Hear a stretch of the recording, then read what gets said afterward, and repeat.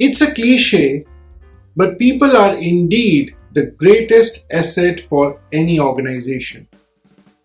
And here's why. Every business shares the same three ambitions. One, we want our customers to buy from us today and not just to think about it. Two, we want them to come back again. And three, in an age where social media review sites have such influence, we also want our customers to refer to us positively.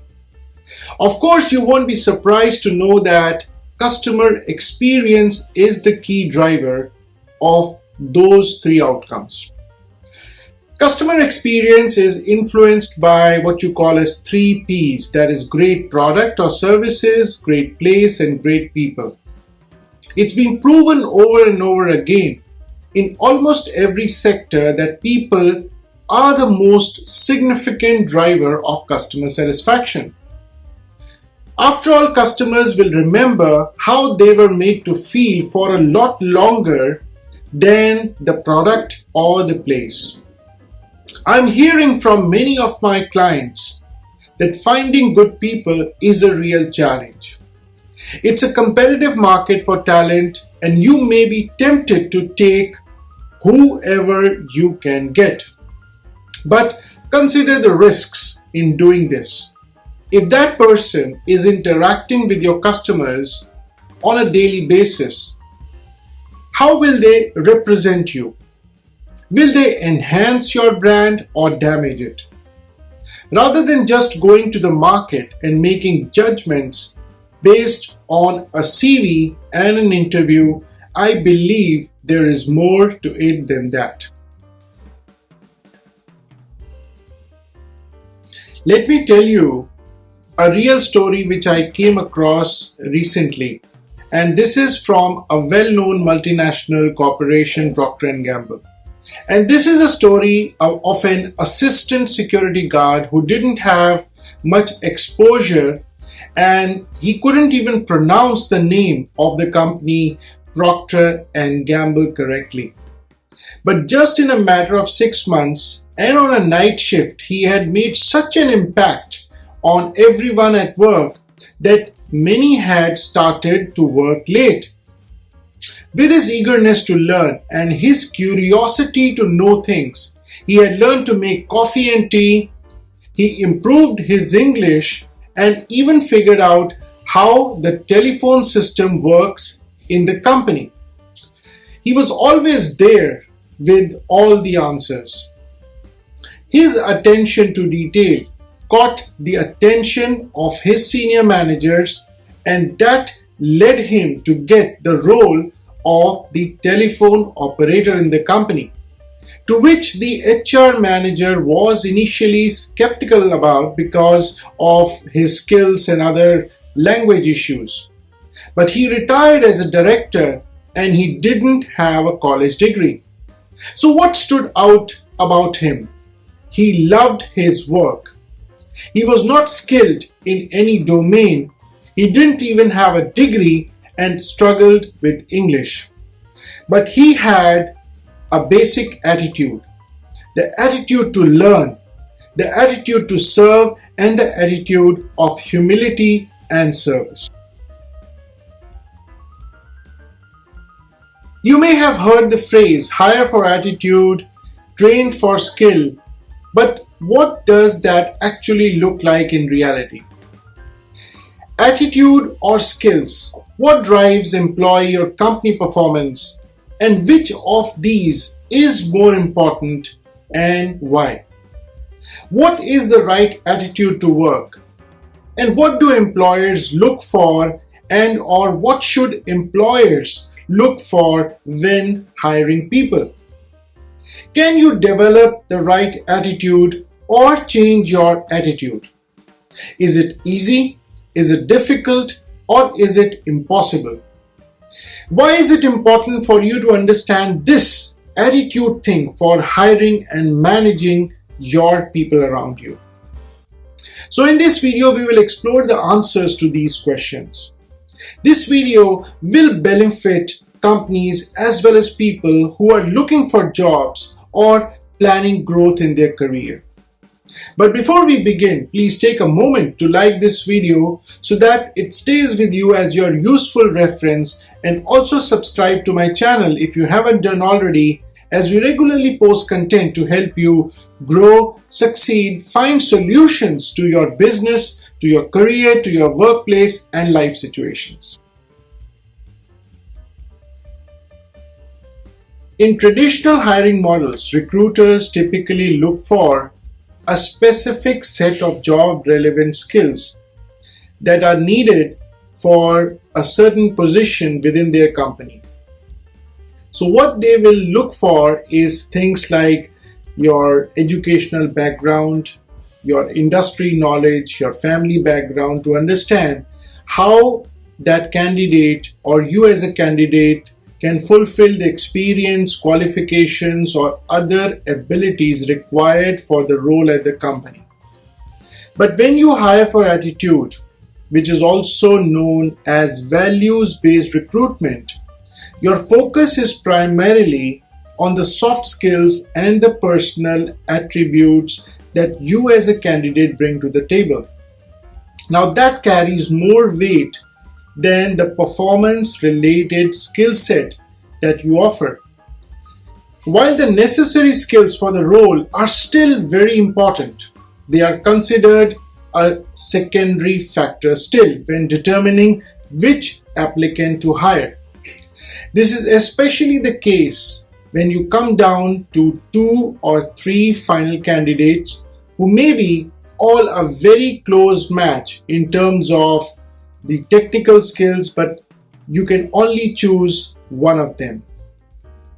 Attitude and company fit can quickly become the differentiating factors between several great options that you may be having. When most managers talk about hiring the right people, what they mean is highly skilled people who can do the tasks of the job. But research shows, and in a research of 20,000 new hires, 46% of them failed within the first 18 months, and 89% of the time it was due to attitude reasons and not their skills. It's not that skills aren't important, but when the top predictor of a new hire's success or failure is dependent on attitude, then attitude is clearly what we need to be hiring for. By fail, we mean that these people got fired and or they received poor performance reviews. The attitude-related deficits that doomed these failed hires included a lack of coachability, low levels of emotional intelligence, motivation, and their temperament. So, attitude versus skills. What is more important? Now, ideally, we want to hire people with both the right attitude and the right skills. However, when experts were asked if they can only choose one of the two out of attitude or skills, they said they will choose the person with the right attitude every time. Why? It's also backed up with research. This approach is backed up by studies which have shown that 80% of our success is based on our EQ, that is emotional intelligence, compared to 20% just that is dependent on the IQ. And this means that skills and aptitude only account for 20% of our success in our life or at work.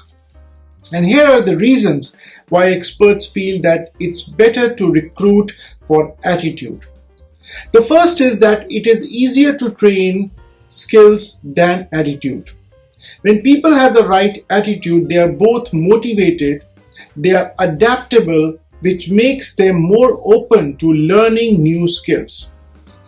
With the right attitude and enough effort, most of the new skills can be mastered quickly.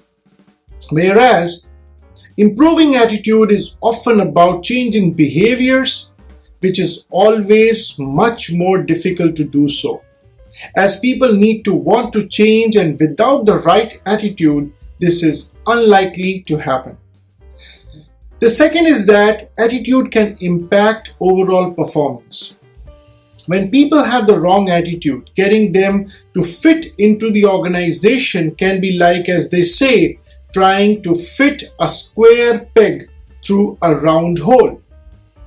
They can just clash with the culture of the organization, they can disturb the teamwork, they can cause unrest and even impact the overall performance of their function as well as organization. According to Gallup surveys into employee engagement, only around 30% of the staff are engaged in an organization, with 50% disengaged and the remaining 20% are actively disengaged. Now, these are usually the people with the worst attitude, not just content with being disengaged. They are looking to increase the disengagement amongst the rest of the staff. We can sometimes see this in sports where highly skilled players just don't fit in with their teammates, and this can cause issues and conflicts. When such kind of people are let go, then almost immediately team performance starts to improve. So as leaders, we should be looking to create teams where the sum of the whole exceeds the sum of the individual parts, and it's a good attitude that makes this possible. The third is that the right attitude can overcome obstacles. We have all heard the saying, when the going gets tough, the tough get going. Well, if it were about having the right skills, then saying would be, when the going gets tough, the smart get going. But it's not like that. We are always going to face challenges, difficult times, and it's in these moments that things like determination, tenacity, and resilience come to the fore. So, having the right skills but lacking the will to use them isn't going to help us overcome the challenges and achieve success. When hiring, we need to focus on attitude just as much as on the technical skills. However, most interview questions and interview processes are focused on skills and experience, and we need to make sure that we are asking the right questions to uncover the attitude such as honesty, initiative, determination, tenacity, resilience, etc., etc. We also need to understand that the attitude of our organization, how is it? And we should be looking to hire people that are a good fit for our organization. We need to create a template for the attitude that we are looking for. An attitude is something that others observe in you. So whether or not you have a positive attitude depends on how you interact with the world around you and how they see you. But what they see in you is often a reflection of who you are. Are you able to see the bright side of challenging situations? Are you kind to people even when they may not deserve it? Do you smile and laugh and generally enjoy life? Well, my friend, then you likely have a positive attitude. Having a positive attitude means being optimistic about situations, about interactions, and about yourself. People with positive attitudes remain hopeful and see the best even in difficult situations. In contrast, those with negative attitudes may be more pessimistic and disagreeable, and typically they expect the worst outcome in tough situations. You feel better when you surround yourself with positive people because they encourage you to reach for the stars. They work hard and they stay focused on fulfilling dreams. Positivity attracts more positivity. Over time, you may find that even the most stubborn person in your workplace who refuses to enjoy something has a change of heart and changes to be more positive, all because you had such a great attitude. When I talk about attitude, what I really mean is how we habitually feel and perceive the world around us. However, this in turn is determined by our personality, which in itself is founded on our beliefs as a result of life experiences and our programming. To change our attitude, one way is to change directly how we see the world in our imagination and consciously instill new feelings within ourselves based on these new images. Changing our attitude is not an event, but it is a continuous process, as everything related to mastery and evolution undoubtedly is. You don't have to change all of it at once. Instead, just make the most relevant shifts to you in your daily life and then reinforce them consistently until they become your new and desirable attitude. And as you do this, you will find yourself naturally moving on to new areas and new levels of improved attitude towards life. The concept behind hiring for attitude is that while skills can be taught, attitude is a reflection of the candidate's personality, which is most unlikely to change. Recruiters in fast-changing workplaces often choose candidates based on their personality traits. Flexibility, passion, and accountability are all of these attractive qualities in a prospective candidate, and hiring someone without these qualities often results in them failing in the position within the first few months of their hiring. Employers cite lack of ability to receive or act upon feedback, lack of motivation, and unsuitable temperaments as the most common reasons for early contract termination. If they hire for attitude, the risk of these occurrences is greatly reduced, which can save the company time, money, and effort. Many recruiters believe that successful recruitment depends on evaluating the attitudes and personality traits of the best performing staff and then using this to define desirable characteristics in potential candidates. Hope you found this video useful. Please do give me a like and also subscribe to my channel if you haven't done already, as we regularly post content to help you grow, succeed, and find solutions to your business, to your career, to your workplace and life situations. Thanks for watching.